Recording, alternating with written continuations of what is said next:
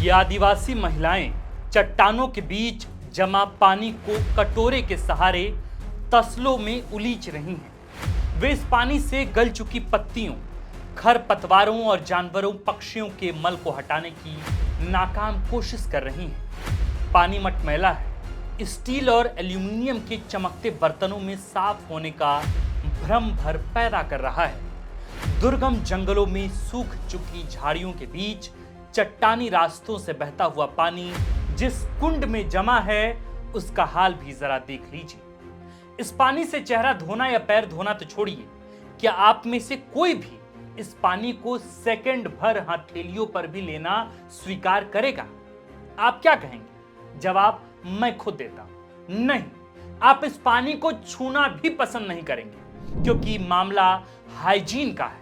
लेकिन आपको जानकर हैरानी होगी कि यही पानी झारखंड के चाईबासा जिला के सोनुआ प्रखंड के कोरंबा गांव के 25 परिवारों की प्यास बुझाने के काम आती है।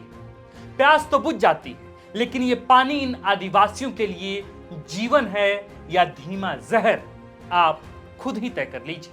चाईबासा के कोरंबा गांव के 25 आदिवासी परिवार के लिए यही पानी रोजमर्रा की जरूरतों को पूरा करने के काम आता है। ग्रामीण यही पानी पीते हैं, इसी से खाना पकता है, इसी पानी से कुल्ला करते हैं और इसी से नहाते भी हैं। जिस जंगली कुंड से ये ग्रामीण पानी पीते हैं, पूरा भरोसा है कि जंगली जानवर भी यही पानी पीते होंगे। इसमें कोई संदेह नहीं। कह सकते हैं कि झारखंड सरकार ने जानवर और आदमी का भेद ही मिटा दिया है। इसे अपनी सुविधा के मुताबिक कैसे भी कह सकते हैं। यदि प्रो गवर्नमेंट हैं तो कहिए कि जानवरों को इंसानों जैसी सुविधा है।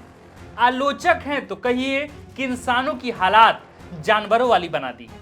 वैसे मुझे यकीन है कि अधिकांश लोग दूसरी लाइन के साथ ही जाएंगे। आदिवासियत के नाम पर बने आदिवासी आबादी वाले आदिवासी राज्य में एक आदिवासी मुख्यमंत्री के शासन तले आदिवासी जंगल के बीच बने गड्ढे में जमा गंदा और दूषित पानी पीने को मजबूर हैं।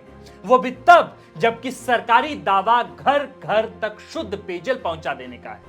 मैं हुक्मरानों से पूछना चाहता हूं, आप शर्म समझते हैं? शर्मिंदगी का अर्थ पता है आपको? आप जानते हैं कि ग्लानि क्या होती है? क्या आप जवाबदेही का मतलब जानते हैं? अच्छा छोड़िए, बेशर्मी तो समझते ही। निर्लज होने का मतलब भी बखूबी पता होगा इस सिस्टम को। आप सब वही हैं, जानता हूं, थोड़ा कड़वा है, लेकिन समझ जाएंगे तो आपकी सियासत की सेहत के लिए अच्छा रहेगा। पेयजल और स्वच्छता मंत्री दावा करते नहीं थकते कि हर घर नल से जल पहुंचा दिया है। झारखंड में विकास की जो लकीर हमने खींची है, वो खुद कहते हैं उसे कोई मिटा नहीं पाए। अब मंत्री जी का दावा सुनिए और आपकी स्क्रीन पर गड्ढे से पानी भर रही इन महिलाओं की तस्वीर को देखिए, निहारिए। यहां तक तो पेयजल है और न ही स्वच्छता विभाग आखिर करता क्या है, किसी को नहीं पता। दिक्कत यह है कि विकास के दावों वाला पोस्टर और बैनर ऊपर हवा में लटक जाता है। धरातल की सच्चाई तो भयानक है। आज चूंकि आदिवासी दिवस है, राजधानी में बड़े तामझाम से बहुत बड़ा आयोजन भी किया गया है। मुख्यमंत्री ने आदिवासियों को लेकर चिंता भी जताई है और उनके उत्थान का वादा भी दिया है। हम उनके वादों को झुठलाना नहीं चाहते, लेकिन कोरंबा से आया यह वीडियो फिर हमें सहमति की गुंजाइश भी नहीं देता। दुर्गम जंगलों के बीच बसे सुदूरवर्ती ग्रामीण इलाकों में इस प्रकार पहाड़ी झरनों और गड्ढों से पानी पीने की ये पहली तस्वीर नहीं है। ऐसी दर्जनों तस्वीरें पहले भी आ चुकी हैं, जब आदिवासी दूषित पानी पीकर डायरिया, हैजा, कालाजार जैसी जानलेवा बीमारी का शिकार हो जाते हैं। लोग मरते भी हैं और फिर खटिए पर लदाकर अस्पताल भी कईयों को पहुंचाया जाता है। सरकार आंकड़े को झुठलाती है, विपक्ष लापरवाही का आरोप लगाता है, पर बदलता कुछ भी नहीं। अब आखिर में थोड़ा आंकड़ों पर भी निगाह डालते हैं। सरकारी दावा है कि जून 2023 तक झारखंड के 22,40,000 घरों तक पानी का यानी पीने का पानी पहुंचा दिया गया था। झारखंड में 58,95,000 ग्रामीण परिवार हैं।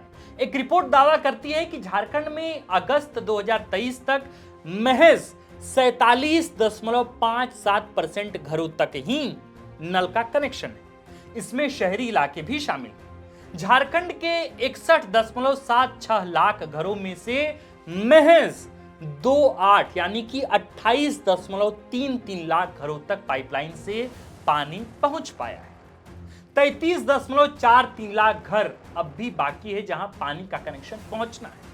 इस बीच राज्यसभा सांसद दीपक प्रकाश ने संसद में बताया था कि राज्य सरकार जल जीवन मिशन का पैसा सही ढंग से खर्च नहीं कर पा रही। उनके ही सवाल के जवाब में केंद्रीय जल शक्ति राज्य मंत्री वी सोमन्ना ने बताया कि 2019 से 2024 तक जल जीवन मिशन के तहत झारखंड को 13,000 करोड़ से ज्यादा की राशि आवंटित की गई। इनमें से 5,940 करोड़ रुपया जारी किया जा चुका है, लेकिन झारखंड सरकार योजना की राशि खर्च ही नहीं कर पा रही। कारण जो भी हो, पर असलियत यही, सरकारें वादा करती जाती हैं, दावा करने में क्या ही लगता है।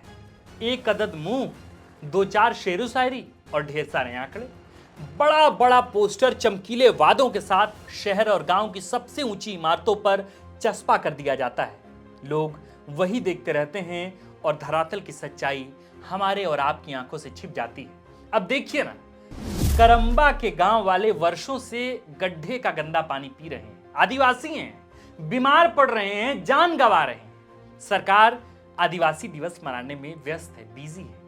प्लीज, ऐसा लगता है जैसे वो कह रहे हो कि मुझे डिस्टर्ब मत कीजिए, क्योंकि पूरी की पूरी सिस्टम, पूरी की पूरी व्यवस्था, पूरा का पूरा कॉर्पस, पूरा का पूरा अधिकारी ही फिलहाल पोस्टरबाजी में व्यस्त है। और विश्व आदिवासी दिवस इस वक्त रांची में मन रहा है, पर आदिवासियों के बीच की मूल समस्याएं क्या है?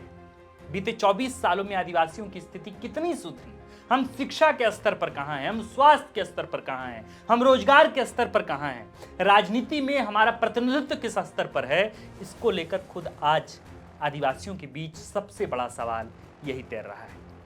आप देख रहे थे द फोर्थ पिलर। आप तमाम दर्शकों को झारखंडी पत्रकार की तरफ से, द फोर्थ पिलर की तरफ से विश्व आदिवासी दिवस की ढेर सारी शुभकामनाएं।